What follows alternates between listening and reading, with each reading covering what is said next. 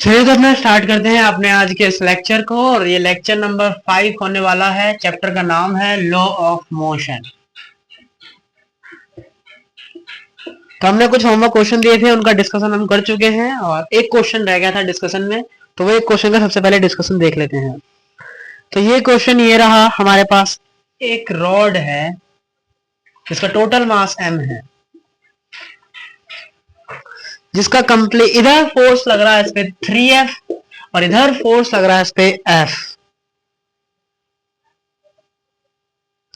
Question ने बोला है कि एक तो आपको ग्राफ बनाना है किसके बीच, F और X के बीच। दूसरा क्वेश्चन ने बोला है हमें टेंशन बतानी है इतने से पार्ट पर। ये X पार्ट है, इसका टेंशन बताना है। तो बस सिंपल से सबसे पहले इस छोटे से पार्ट का FBD बनाते हैं।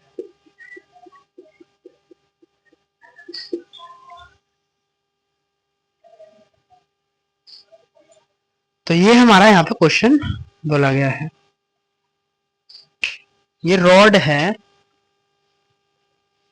ठीक है। तो ये एक रस्सी है, जो मास वाली रस्सी है। ये बेसिकली रस्सी में टेंशन लगेगा। सबसे पहले FBD बनाएंगे छोटे से पार्ट का। तो इधर फोर्स F लग रहा है और चूंकि टेंशन जनरेट हो जाएगा रस्सी में and away from the body, तो यहां लगेगा टेंशन T इतने से पार्ट पर। और इधर फोर्स है F। इसका मतलब हम क्या बोल सकते हैं, F minus T is equals to, इसका मास बोल देता हूं m डैश है, तो हम बोल सकते हैं m dash x, sorry a, m dash a। अरे मूव करेंगे तो एक्सीलरेशन तो आएगा, एक्सीलरेशन निकाल लेते हैं। कैसे आएगा, ये वाला ये वाला 3F माइनस एफ अपॉन, पढ़ा चुके हैं, मास m। तो एक्सीलरेशन क्या आ गया, 2F बाई m। तो एक्सीलरेशन का वैल्यू रख देंगे 2F बाई m। लेकिन हमें m डैश का भी जरूरत पड़ेगा सर। सर m डैश कैसे निकालेंगे, सर आपने पढ़ा है टोटल लेंथ इसका l है, इसका मतलब है l लेंथ का मास है m। सर अगर हम l को भाग दे दें तो 1 लेंथ का मास आ जाएगा। अब चूंकि सर लेंथ x है तो मास भी हमें x लेंथ का चाहिए होगा। तो इसका मतलब मास आ जाएगा x लेंथ का mx बाई l। तो इसका मतलब हम जो मास यूज करेंगे सर वो होगा mx बाई l। सर अब यहाँ m से m कट जाएगा, तो यहाँ आ जाएगा sir 2Fx upon l, F minus T. Sir हमें टेंशन पूछा है तो हम क्या करेंगे, इधर भेज देंगे।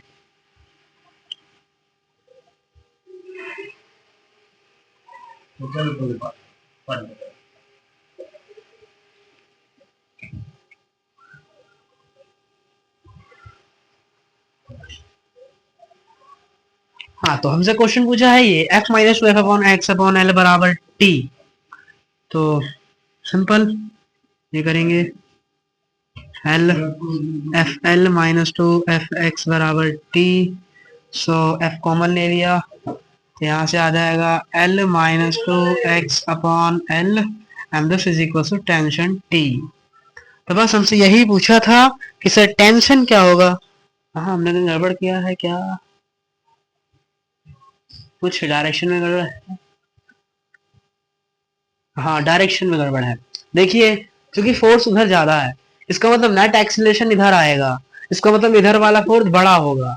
इसका मतलब टी माइनस एफ करना था, आपने इधर वाला फोर्स बड़ा ले लिया, गलत। एक्सीलरेशन इधर जाएगा, इसका मतलब टेंशन इधर आएगी, इसका मतलब वाला फोर्स बड़ा हुआ। तो इसका मतलब सर आपको लिखना था टी माइनस एफ, तो गलत है, कोई नहीं। अब ठीक है, तो बस क्या हुआ, माइनस से भी बहुत फर्क पड़ता है, तो माइनस हो जाएगा, अब ये प्लस बन जाएगा। तो बेसिकली आपका जो भी टेंशन है वो ये आ गया। तो ये हमारा यहाँ से आंसर बन गया। अब क्वेश्चन ने क्या बोला है, नेक्स्ट क्वेश्चन कहता है अब आप F और X के बीच ग्राफ बताइए। बना लेते हैं जी, ये रहा F, ये रहा X। कुछ नजर आता है यहाँ से, अगर मैं इनको तोड़ दूं, मतलब मैंने ऐसे ही लिख दूं,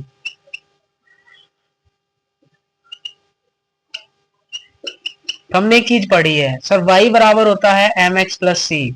बेसिक मैथ में सर आपने हमें पढ़ाया था। दोनों का तुलना अगर करें तो ये y है, इसका मतलब ये t है, और t एक फोर्स है, सो डोंट वरी सर। ये x है, ये x है सर, जो भी बचेगा वो आपका स्लोप होगा। चूंकि पॉजिटिव स्लोप है तो पॉजिटिव जाएगा। चूंकि प्लस एफ है, इसका मतलब ग्राफ आपका जीरो से चालू नहीं होगा। अगर कांस्टेंट पार्ट जीरो होता तो जीरो से चालू होता। क्योंकि ये यहां पर प्लस एफ है, मतलब प्लस सी है, सी का कुछ वैल्यू है, इसका मतलब आपका ग्राफ कुछ दूरी के बाद चालू होगा, तो इसलिए आपका ग्राफ यहां से चालू होगा। और ये इनिशियल पॉइंट है, दिस इज एफ। और चूंकि फाइनल पॉइंट क्या हो जाएगा आपका ये, तो ये हो गया 3f। तो ग्राफ बन गया एफ और एक्स के बीच का, दैट इज सिंपल। तो ग्राफ बनाना भी इजी है, y बराबर mx प्लस सी से कैलकुलेट करेंगे, अपना आंसर यहां से आ जाएगा। अगर ये समझ नहीं आ रहा तो जाके बेसिक मैथ को समझें। ये ग्राफ का कंसेप्ट यहां से हमने समझ लिया। क्या करेंगे, y बराबर mx प्लस सी से दोनों का कंपेयरिंग किया, y t मतलब ये फोर्स ही है, ठीक है, ये स्लोप है, स्लोप पॉजिटिव होता है तो ग्राफ ऐसे बनता है। क्योंकि प्लस में पार्ट है, प्लस सी का वैल्यू कुछ आ गया, इसका मतलब कुछ दूरी के बाद ग्राफ चालू होगा। और ये सी पार्ट है, इंटरसेक्टिंग पॉइंट है, और इसका वैल्यू में क्या दिया है एफ, तो ये मैं क्या लिख यहाँ पे एफ। तो ये हमारा ग्राफ हो गया दहन। अब हम अपना टॉपिक आज का स्टार्ट करते हैं। ये क्वेश्चन था जो कि हमें डिस्कशन में बाकी था, और सबसे बढ़िया क्वेश्चन है ये रहा हमारा अब का टॉपिक। स्मूथ इंक्लाइंड प्लेन पर अगर एफबीडी हमें बनाना हो तो क्या करते हैं, हम इसे पढ़ा चुके हैं, जस्ट रिकैपिंग कर रहे हैं। ये हमारा एक स्मूथ इंक्लाइंड प्लेन है, मतलब फ्रिक्शनलेस सरफेस है, ये आपका ब्लॉक है, इसका एफबीडी कैसे बनाया जाएगा, लेट्स सी। सबसे पहले नीचे की तरफ क्या लगेगा, एमजी लगेगा नॉर्मल, और इसके परपेंडिकुलरली क्या जाएगा जी, नॉर्मल जाएगा। ये अगर थीटा है तो इसके कंपोनेंट करने पड़ेंगे, तभी एक्स और वाई में हमारे फोर्स बराबर होंगे। इसका मतलब है सर, अगर आप यहां से परपेंडिकुलर लाइन खींचते हैं तो ये वाला एंगल इस वाले एंगल के बराबर हो जाता है, और फिर ये इधर आ जाता है तो यहाँ आ जाएगा mg cos थीटा, और ये इधर आ जाएगा आपका mg sin थीटा। ये गलत बना दिया ना, तो ये सीधा ही जाएगा। तो ये हाँ से हमने अपना सीख लिया। कुछ गड़बड़ किया है क्या,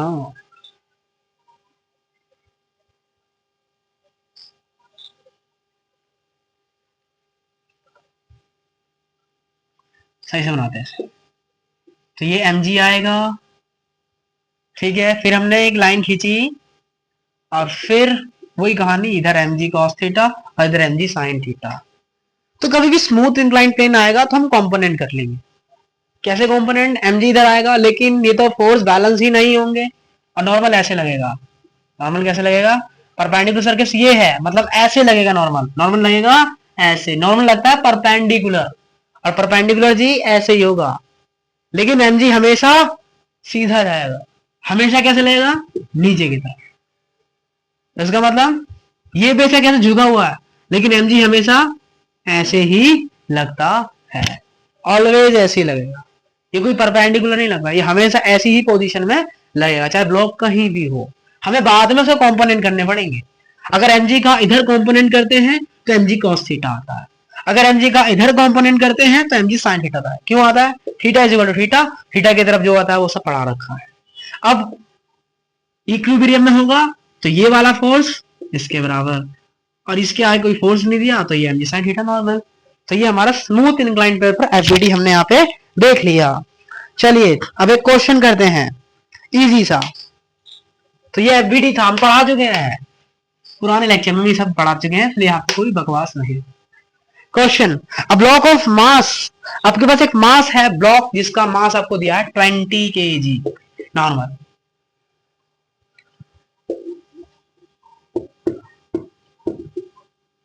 और स्मूथ इंक्लाइन प्लेन है मेरे हिसाब से जी, बिल्कुल सही।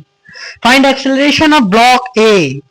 अच्छा, एक्सीलरेशन पूछा है, और क्वेश्चन में क्या दिया है, नॉर्मल फोर्स ऑन ब्लॉक, और n बताना है, और distance travelled by block in time t, और सर s बताना है t टाइम में, मतलब वेरिएबल आएगा। तो सिंपल है, सबसे पहले एक्सीलरेशन निकालेंगे, सबसे पहले उसका एफबीडी बनाएंगे इधर है, और ये हमें दिया होगा सर थीटा दिया है 37 डिग्री, इससे पहले ये वाला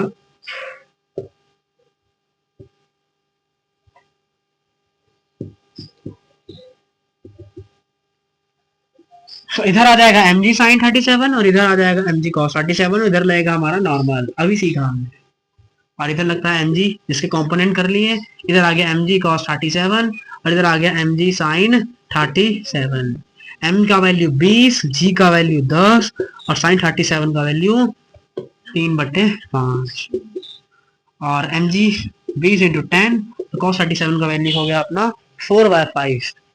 जस्ट कैलकुलेट द वैल्यू, 2 दूनी 4 4 दूनी 8, 20 दूनी 40 40 चौका 160 और इधर आ जाएगा 4 दिया 12 और 120।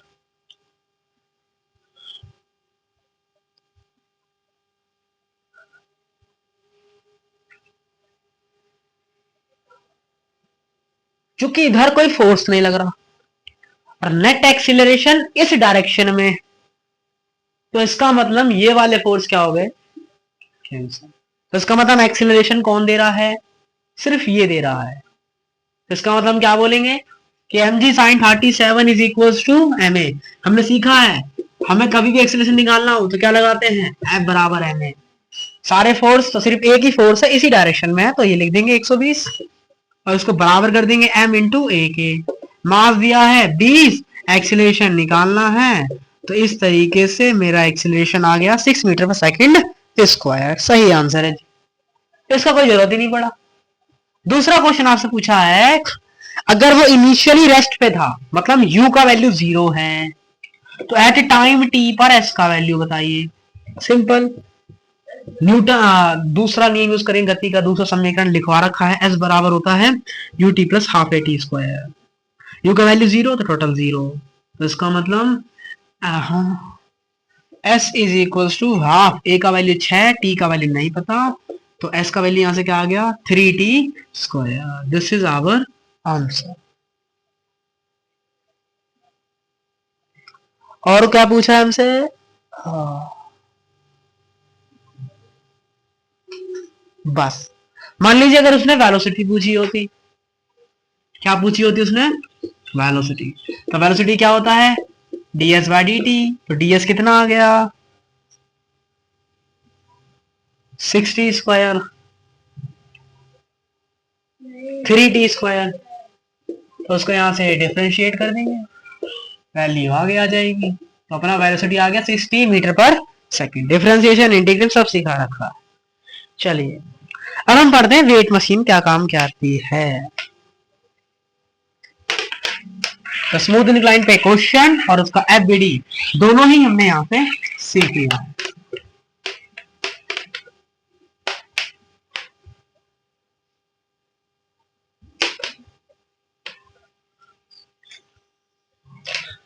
वेट मशीन का काम क्या है, हमेशा याद रखेंगे जो वेट मशीन होती है वो हमारा नॉर्मल रीड करके देती है, इसका मतलब ये वेट मशीन है, अगर मैं इसके ऊपर बैठा हूं तो नीचे एक ग्रेविटी लगाएगी एक फोर्स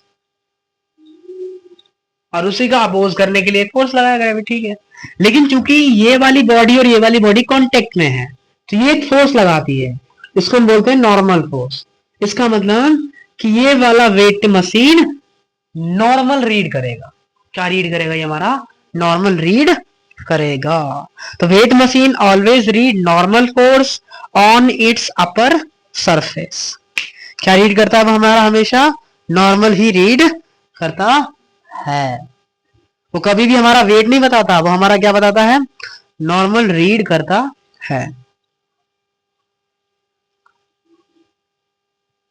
और रीडिंग इसलिए किस में आती है केजी में आती है, किस लिए आती है केजी में आती है, लेकिन असल में किस में आनी चाहिए थी न्यूटन में, इसका मतलब क्या कह सकते हैं newton is equal to KG F, ठीक है। चलिए क्वेश्चन करते हैं, मतलब समझते हैं, चलिए नॉर्मल कैसे रीड करती है, ये वेट मशीन है, अगर मैं इस पे उंगलियों का ज्यादा प्रेशर डालूंगा तो वो उतना ही ज्यादा वैल्यू देगा, मतलब उतना ज्यादा वेट बताएगा। इसका मतलब तो ये नहीं है कि मेरा हाथ उतने किलो का है, ऐसा तो नहीं है। लेकिन मैं जितना ही ज्यादा प्रेशर अपने हाथ के द्वारा उस मशीन पे लगाऊंगा, वो उतना ही वेट जो मशीन है वो रीड करके मुझे बताएगी। तो इसका मतलब ये नहीं है कि जो मेरा हाथ का वजन है वो मेरे पूरे शरीर का भी वजन होगा, या एक्चुअल में मेरे हाथ का वजन उतने किलो होगा। एक्चुअल में मैंने जितना फोर्स लगाया उतना ही अपोज करने के लिए एक नॉर्मल लग गया, एक नॉर्मल फोर्स लग गया, और उस नॉर्मल फोर्स की रीडिंग को रीड करके हमारी वेट मशीन ने हमें हमारे हाथ का वेट दे दिया। तो इसका मतलब अगर मैं जितना ज्यादा नॉर्मल लगाऊंगा, जितना ज्यादा प्रेशर डालूंगा, किस पर जितना ज्यादा मैं प्रेशर डालूंगा, जितना ज्यादा मैं प्रेशर डालूंगा उस मशीन पर, वो उतना ही ज्यादा वजन बताएगा मेरे हाथ का या फिर मेरे पूरे शरीर का। इसलिए हम डायरेक्ट खड़े हो जाते हैं, कोई हिला डुली या कोई ज्यादा ऊपर नीचे नहीं करते हैं।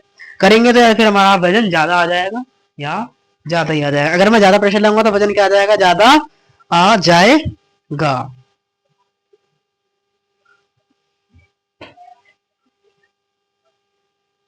अब हम वेट मशीन इन लिफ्ट वाले कंसेप्ट को जानेंगे। मान लीजिए अगर मैंने वेट मशीन को लिफ्ट में डाल दिया तो क्या मेरा वेट उतना ही नपेगा जो मेरा वेट ग्राउंड पे नप रहा था। मान लीजिए मैंने कमरे में नापा या मैंने ग्राउंड पे नापा, यहां पे नापा, क्या मेरा वेट वही लिफ्ट, चलती हुई लिफ्ट में भी आएगा? तो आइए इसको जरा समझने का प्रयास करते हैं।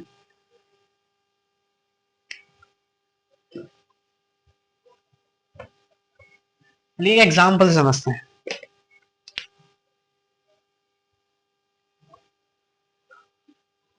मास है 10 केजी, 10 किलो, ये है नॉर्मल। तो नॉर्मल कितना आ गया हमारे यहां से, एम ए के बराबर, इसका मतलब 10 जी, इसका मतलब नॉर्मल आ गया 100। इसका मतलब वेट कितना हुआ जी, वेट तो हमने बता ही दिया, क्या ही फायदा हुआ। रीडिंग क्या आएगी उसकी, नॉर्मल बराबर आएगा 100 न्यूटन। नॉर्मल बराबर क्या आएगा, 100 न्यूटन आएगा। अब अगर मैं चलती हुई लिफ्ट में भेज दूं, किसमें भेज दूं से, और उसका एक्सेलरेशन मैंने 4 मीटर पर सेकंड दे दिया, क्या दे दिया, तो अब उसका वेट निकालते हैं। तो अब क्या होगा, नॉर्मल ऊपर लगेगा, क्या लगेगा नॉर्मल, और नीचे क्या लगेगा, जी लगेगा, नीचे क्या लगेगा।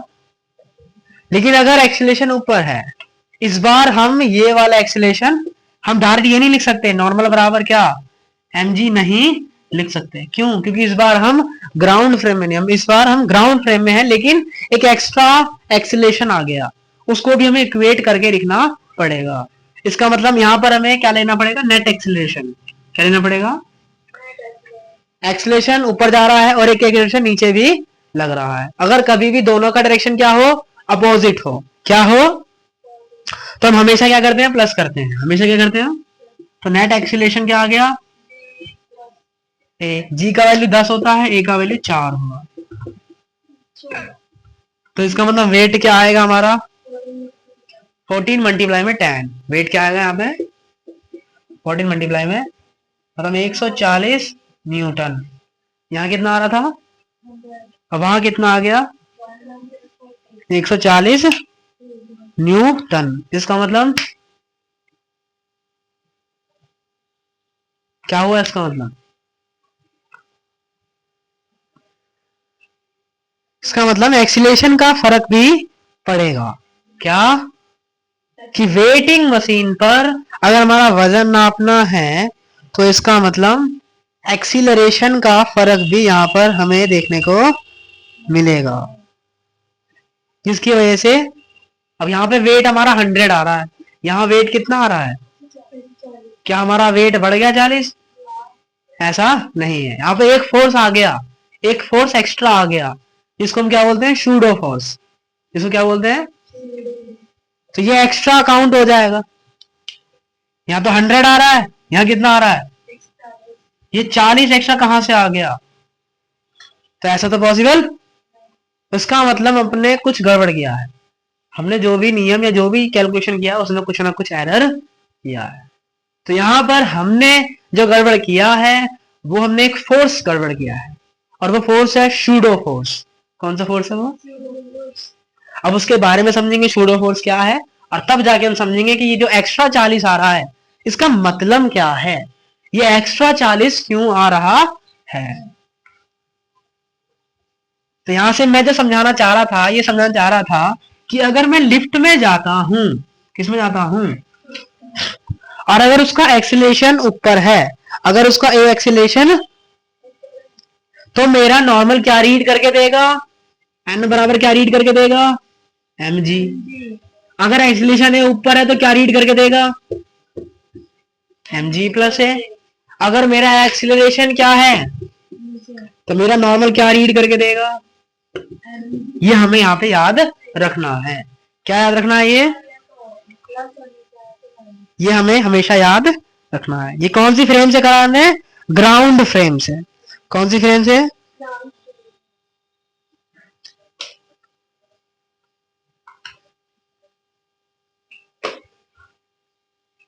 ठीक है। एन और यहाँ पे डिवाइड में जी भी, ये हमने एफबीडी बनाया था।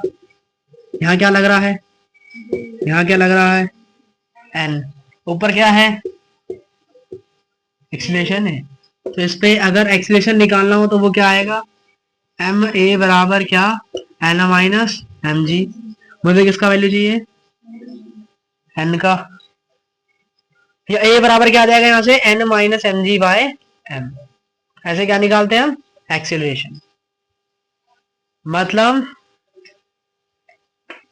ऊपर वाला फोर्स, मतलब जिधर एक्सीलरेशन जा रहा है नेट वो पॉजिटिव, नीचे वाला उससे थोड़ा कम है, तो एन माइनस एम जी बराबर क्या आ जाएगा, एम ए।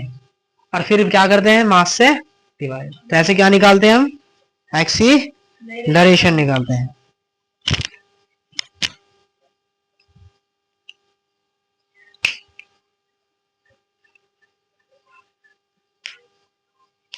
चलिए, ये समझ आ गया। नॉर्मल कैसे निकालेंगे, अगर ऊपर डायरेक्शन में है तो जी प्लस है, और नीचे डायरेक्शन में है तो आगे समझ।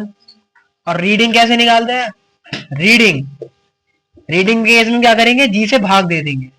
किससे भाग दे देंगे, ताकि आंसर किस में आए, किलोग्राम में आए।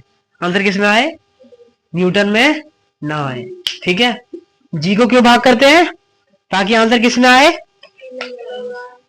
ताकि आंसर हमारा किस में आए, किलोग्राम में। इसलिए हम किससे भाग करते हैं, जी से। बस, वो ज्यादा कुछ है नहीं।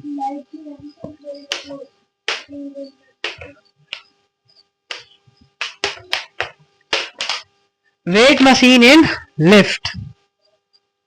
अब हम जो एक्स्ट्रा फोर्स आ रहा था उसके बारे में डिस्कस करेंगे, जिसको हम क्या बोल रहे थे, शूडो फोर्स बोल रहे थे। एक क्वेश्चन पूछते हैं यहाँ पे, मम्मी टीवी बंद कर दो।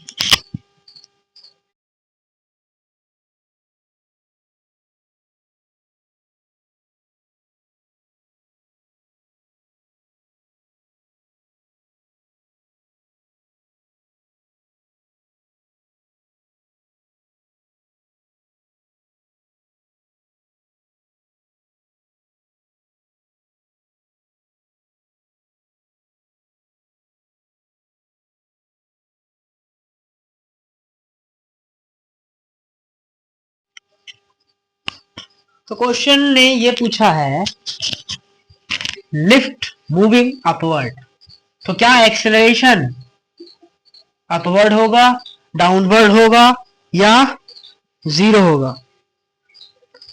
और ऑप्शन हमें दिए हैं, N is greater than M जी,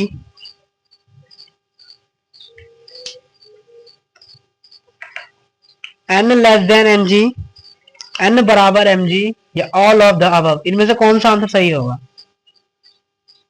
बताइए जी।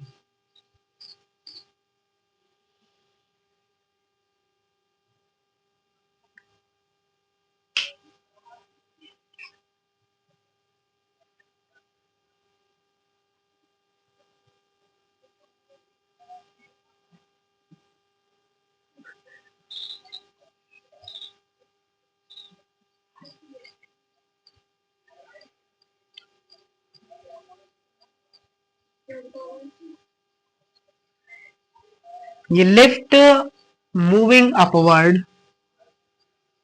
तो normal is greater than M G, या normal less than M G, या नॉर्मल बराबर एम जी, या ऑल ऑफ द अबव।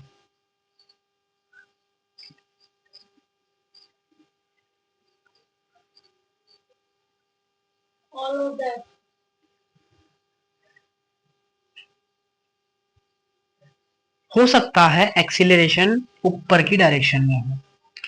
अगर एक्सीलरेशन ऊपर का डायरेक्शन में हुआ, उसमें सिर्फ मूविंग अपवर्ड बोला, उसने ये नहीं बोला कि एक्सीलरेशन ऊपर है या फिर नीचे है। क्योंकि अगर एक्सीलरेशन ऊपर होता तब मैं कह देता कि normal is greater than M G, क्योंकि क्वेश्चन ने डिफाइन नहीं किया कि ये है कि ये है कि ये है। तो इसका मतलब अगर क्वेश्चन ने बोला कि अगर एक्सीलरेशन डाउनवर्ड है तो इसका मतलब एम जी ज्यादा होगा, लेकिन क्वेश्चन ने तो तीनों दिया, इसका मतलब ये भी नहीं। लेकिन अगर क्वेश्चन ने बोला है कि ए बराबर जी है, इसका मतलब आपका जो ब्लॉक है वो मूव ही नहीं कर रहा, इसका मतलब नॉर्मल बराबर एम जी। लेकिन हमें क्वेश्चन में तीनों दिया, तो ये भी सिर्फ सिंगल आंसर इसमें नहीं हो सकता है, इसलिए आंसर इसका all of the above. Reason is क्योंकि हमें नहीं बताया है कि एक्सीलरेशन का डायरेक्शन किधर है, ऊपर है, नीचे है या फिर जीरो है। अगर डिफाइन कर देता कि ऊपर है तो फिर ये वाला आंसर, नीचे है तो फिर कोई सा भी आंसर, लेकिन उसने डिफाइन नहीं किया है तो इसलिए इसका आंसर जाएगा ऑल ऑफ द अबव। हम कुछ नहीं कह सकते, प्रेडिक्ट नहीं कर सकते। बाकी अगर मुझे लिफ्ट वाली फ्रेम में मैं जो भी रीडिंग निकाल रहा था, मैं जो भी कैलकुलेशन कर रहा था लिफ्ट में, वेट मशीन वाली या वेटिंग मशीन इन लिफ्ट, मैंने जो भी कैलकुलेशन किया था और उसमें हमने क्या करा था, एफ बराबर एम ए लगाया था। हमने क्या किया था, एफ बराबर एम ए लगाया था। लेकिन जो एफ बराबर एम ए लगाया था वो हमने ग्राउंड फ्रेम से लगाया था। वो कौन सी फ्रेम से लगाया था, हमने ग्राउंड फ्रेम से लगाया था। लेकिन अगर मैं लिफ्ट की फ्रेम से ही लगाऊं, किससे लगाऊं, तो मेरे अंतर में तो मुझे कैसे लगाऊंगा, क्या लगाना है मुझे, एफ बराबर एम ए लगाना है।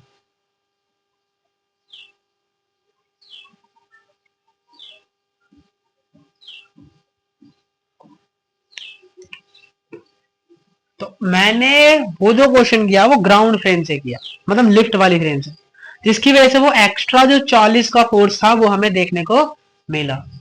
एक तो ग्राउंड फ्रेम से किया और एक लिफ्ट वाली फ्रेम से किया था। ग्राउंड फ्रेम और लिफ्ट फ्रेम का मतलब क्या है, ये बॉडी है और एक ये बॉडी है। ग्राउंड फ्रेम का मतलब क्या होता है, मैं ग्राउंड पे खड़े होके देख रहा हूं तो मुझे चलता हुआ नजर आएगा। और लिफ्ट फ्रेम का मतलब क्या है कि मैं लिफ्ट में ही बैठ रहा हूं और वहीं से देख रहा हूं, तो वो लिफ्ट फ्रेम हो गई। तो अगर मैं किसी क्वेश्चन लिफ्ट वाले क्वेश्चन को, मैंने जो भी पहले कैलकुलेशन किया वो किससे किया, ग्राउंड फ्रेम से। क्या कैलकुलेशन, जैसे मैंने ए अपवर्ड जा रहा है, इसका मास एम है, तो मैंने क्या लिखा, इधर एम जी लग रहा है, इधर नॉर्मल लग रहा है, क्या लिखा, एन माइनस एम जी बराबर ए। तो एन बराबर क्या हो गया, M A plus M G. M क्या हो गया, ए प्लस जी। ये डायरेक्ट मैंने बता दिया था नॉर्मल नंबर क्या होता है, M A plus G use करेंगे, मैं डायरेक्ट बता दिया। लेकिन आया कैसे, ऐसे आया। मैं डायरेक्ट याद करना है क्या, अगर एक्सेलरेशन ऊपर है तो नॉर्मल बराबर होता है मास और नेट एक्सेलरेशन। याद नहीं है तो ऐसे करके कैलकुलेट कर लेंगे। इसका मतलब तब मेरा ये आ रहा था एम ए प्लस जी। ये था कौन सी फ्रेम से, ग्राउंड फ्रेम से। कौन सी फ्रेम से था ये, लेकिन अगर मैं लिफ्ट में घुस जाऊं, किस में घुस जाऊं, तब उसके केस में कैसे है मैं यहां पे यूज करूंगा।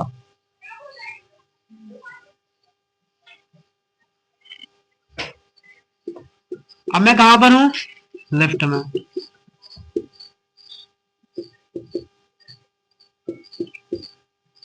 अगर मैं यहां बैठ के देख रहा हूं तो मेरा नॉर्मल ये आ रहा है, अभी भी इस पे एम जी लगेगा, अभी भी इस पे क्या लगेगा। अब मैं यहां पे बैठा हूं, ठीक है, तो इसका मतलब क्या हुआ, इसका मतलब मुझे ये रेस्ट में दिखाई देगा। जाहिर सी बात है बस में सब चल रहे होते हैं, लेकिन अगर जो चेयर के साइड में बैठा है मेरे साथ जो बैठा है वो मुझे रेस्ट में दिखाई देगा, वो थोड़ी ना चल रहा बस के साथ। तो इसका मतलब ये मुझे कैसे दिखाई देगा लिफ्ट के अंदर, रेस्ट। इसका मतलब इसका एक्सीलरेशन मुझे क्या दिखाई देगा, 0। इसका मतलब क्या हो गया, नॉर्मल बराबर क्या हो जाएगा, तो नॉर्मल बराबर क्या आ गया, यहां नॉर्मल बराबर क्या आ गया, ऐसा कैसे पॉसिबल है। ये तो हमने वहां भी समझा था, एक बार ग्राउंड फ्रेम से कितना आ रहा था और ये कितना आ रहा था, ऐसा कैसे पॉसिबल। ये किससे आ रहा था, लिफ्ट वाली फ्रेम से, और ये कैसे आ रहा था, तो ऐसे कैसे आ रहा है। यहां क्या आ रहा है, एम ए प्लस जी, यहां क्या आ रहा है, ऐसा कैसे पॉसिबल है, ऐसा तो है ही नहीं। तो इसका मतलब यहां पर हमने कुछ गड़बड़ किया है। तो उसी गड़बड़ को न्यूटन ने हमें कुछ चीजें देकर समझाया। तो न्यूटन जी ने हमें क्या बताया था कि आपको अगर यहां लिफ्ट के अंदर बैठकर उसका नॉर्मल कैलकुलेट करना है तो इसके लिए आपको किसकी आवश्यकता पड़ेगी, एक फोर्स की आवश्यकता पड़ेगी। किसकी आवश्यकता पड़ेगी, जिसको हम क्या बोलते हैं, शूडो फोर्स। इसके लिए हमें किसकी आवश्यकता पड़ेगी, एक शूडो फोर्स की आवश्यकता पड़ेगी। उसको हम समझेंगे आगे वाली क्लासों में। तो इसका मतलब अगर आपको लिफ्ट फ्रेम से क्वेश्चन सॉल्व करना है तो डायरेक्ट F बराबर ma नहीं लगा सकते, उसके लिए हमें क्या लगाना पड़ेगा, उसमें एक फोर्स और ऐड करना पड़ेगा। तो इसलिए हम अभी किससे ही कैलकुलेट करेंगे, ग्राउंड फ्रेम से। एक आध क्वेश्चन करते हैं, फिर उसके बाद समझेंगे या एक आध दिन बाद जानेंगे कि शूडो फोर्स को कैसे अप्लाई करना है।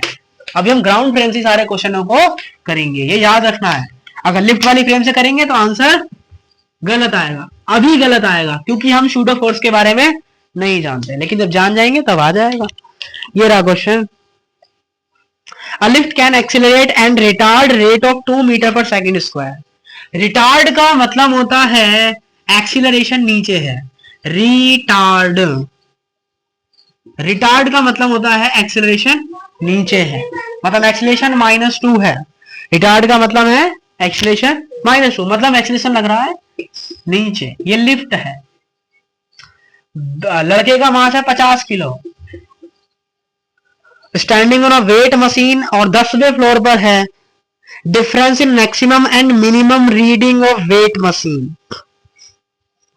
कह रहा है कि मैक्सिमम और मिनिमम जब उसका रीडिंग होगा, अच्छा उसमें एक्सीलरेट भी कब से हो रहा है, 2 पर, और रिटार्ड भी कब पे हो रहा है, 2 पर। तो एक्सीलरेटेड का मतलब क्या होता है, ऊपर, और रिटार्ड का मतलब क्या होता है, एक्सीलरेट का मतलब एक्सीलरेशन बढ़ रहा है, रिटार्ड का मतलब एक्सीलरेशन घट रहा है।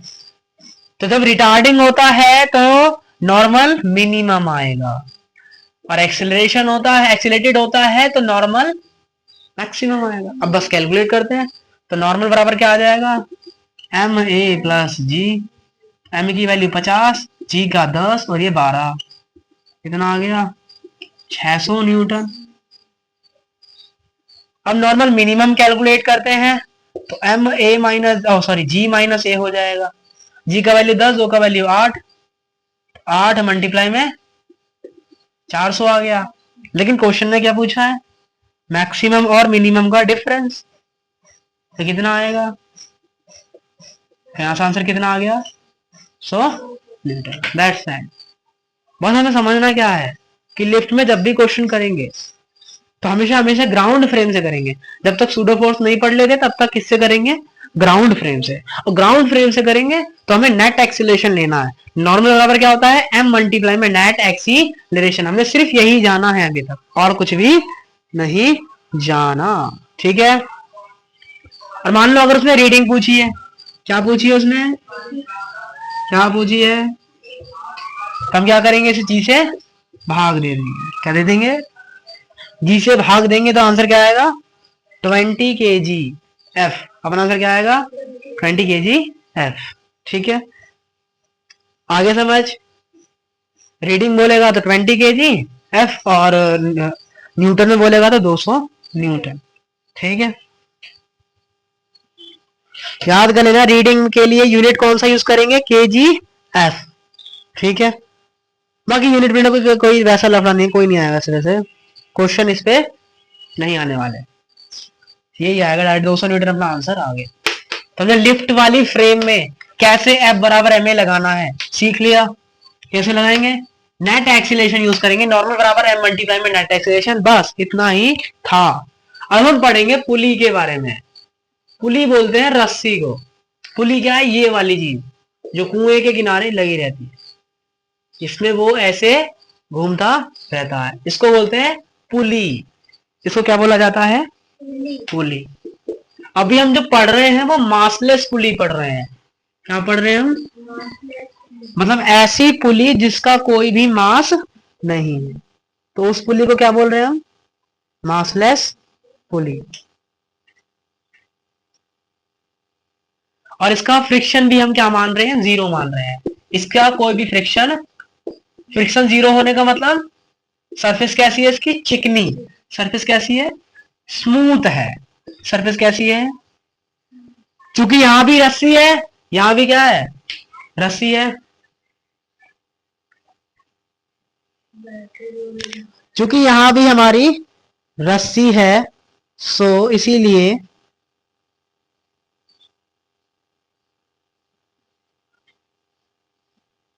क्योंकि यहां भी हमारी रस्सी है तो यहां पर हमारा टेंशन लगेगा, जो कि हम टेंशन अभी एफबीडी जब बनाना सीखा था तो हम वहां पे सीख गए थे।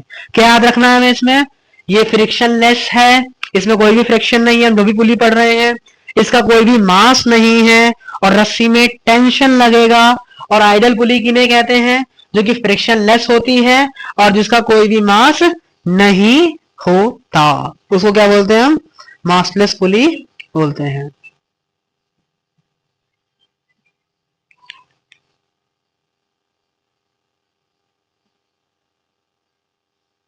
चलिए, तो अब हम पढ़ने जा रहे हैं एट वुड मशीन। जब हम टेंशन कैलकुलेट करना चाहें तो कैसे कैलकुलेट करेंगे, करते हैं, मतलब बेसिकली हम समझ रहे हैं अगर हमें टेंशन कैसे कैलकुलेट करना है तो कैसे टेंशन कैलकुलेट किया जाएगा। अब उसको समझने का एक बार ट्राई करते हैं। जैसे यहां लगाएंगे वैसे ही हमें वैसे भी कैलकुलेट करना है, हमें कोई फॉर्मूला याद वाद नहीं करने का। मान लीजिए हमारे पास ये सेटअप है, ये रहा,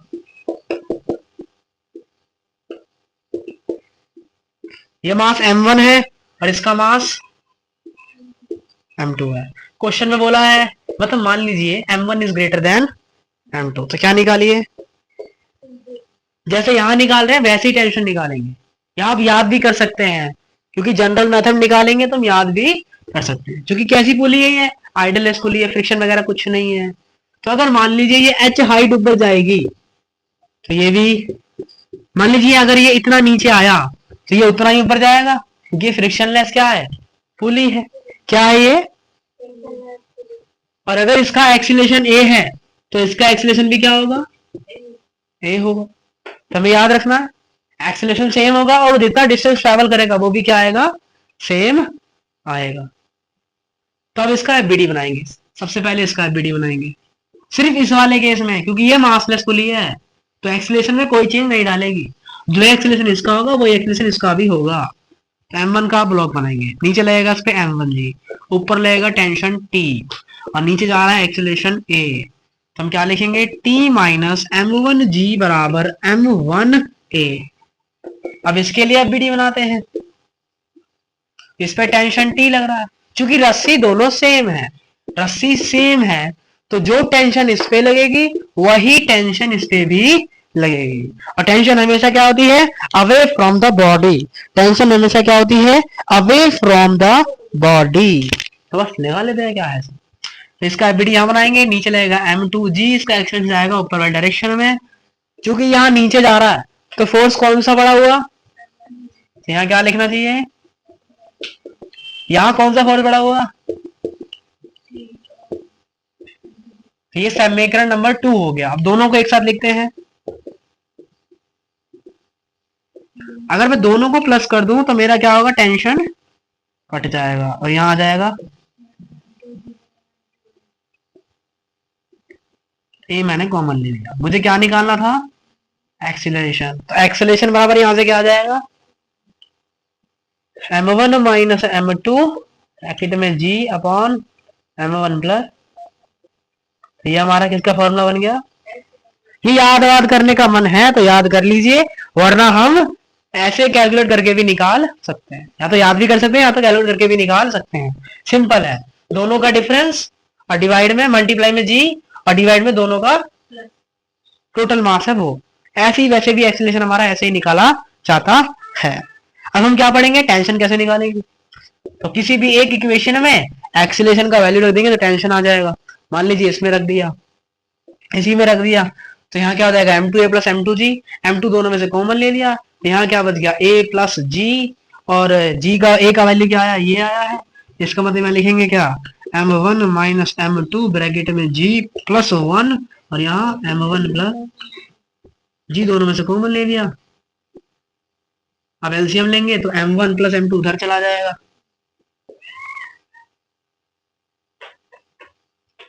और डिवाइड में आ जाएगा m1 प्लस m2।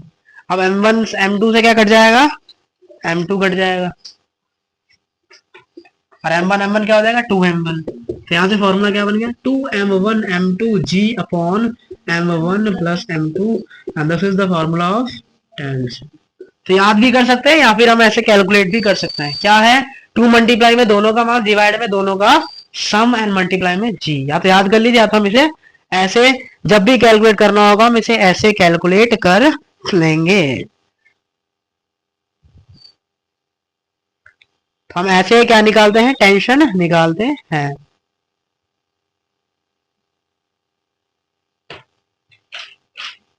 और हमें क्या याद रखना है, अगर इसका टेंशन T है, इसका टेंशन T है, तो ऊपर वाले का टेंशन क्या होगा, दोनों का सम, बोले तो 2T। तो हमें ये याद रखना है। अब हम क्वेश्चन करते हैं।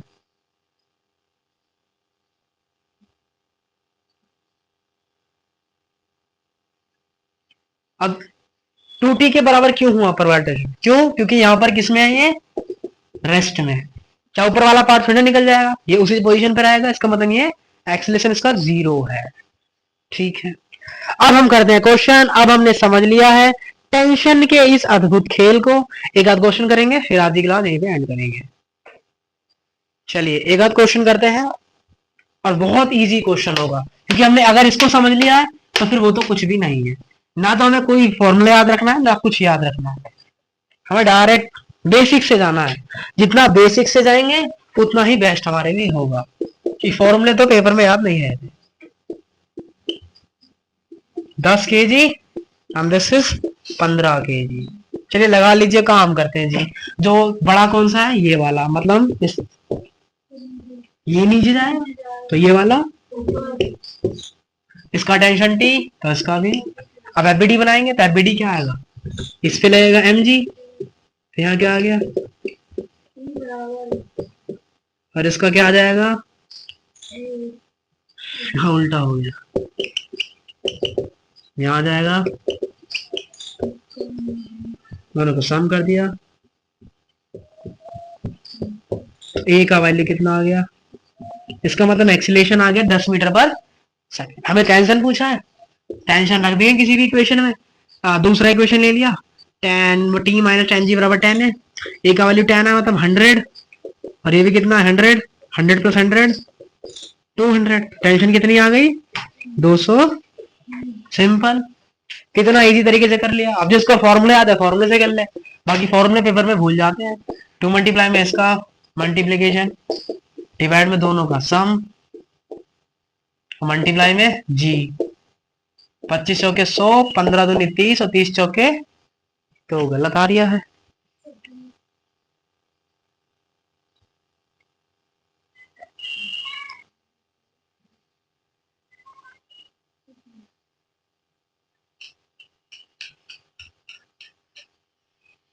पंद्रह आए, हाँ यहाँ हमने क्या किया है, माइनस किया है ना, यहाँ कितना बचेगा 5, कितना बचेगा इधर 5 बचेगा, यहाँ 50 आ जाएगा, 5g है, तो एक्सीलरेशन कितना आ गया 2 मीटर पर सेकेंड।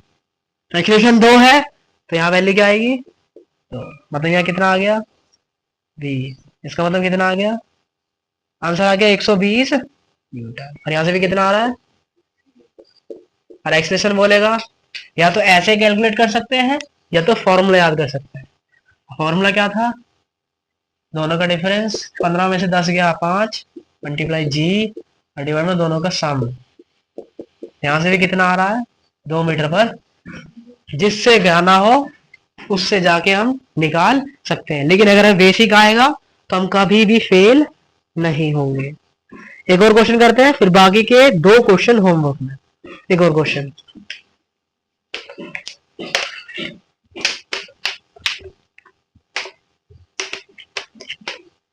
ये रहा क्वेश्चन, फटाफट करते हैं। 10 केजी, ये रस्सी, ये पुली है, ये वाली भी पुली है, 5 केजी है। ठीक है, चलिए क्या पूछा है, टेंशन पूछा है, एक्सप्रेशन पूछा है, रिलीज किया है। रिलीज किया है मतलब ये नीचे की तरफ आएगा, तो ये इधर जाए, तो इधर टेंशन और इधर भी टेंशन। हमसे यही पूछिए, इसका भी एक्सप्रेशन ए तो इसका भी एक्सप्रेशन ए। इसका एफबीडी बनाएंगे तो क्या आएगा, ऊपर लगेगा नॉर्मल, नीचे लगेगा एम जी, क्या लगेगा एम जी। हमें तो इसका जरूरत भी नहीं पड़ेगा क्योंकि एक ही टेंशन है, इसी से निकल जाएगा आंसर। तो क्या लिखेंगे, टी माइनस 5g बराबर 5 ए। और दूसरा क्या लिखेंगे,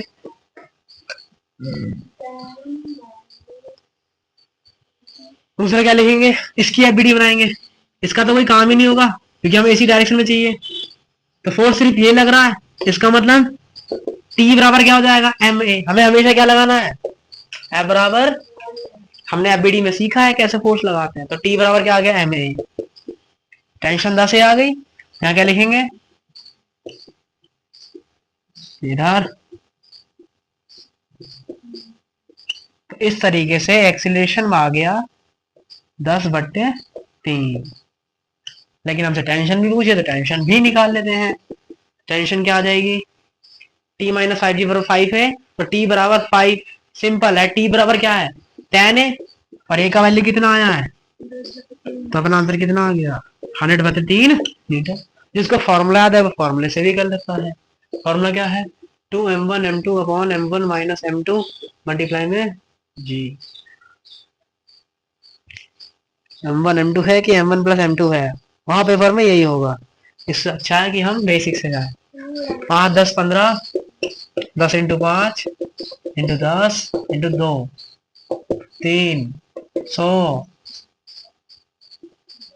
200/3 न्यूटन आ रहा था।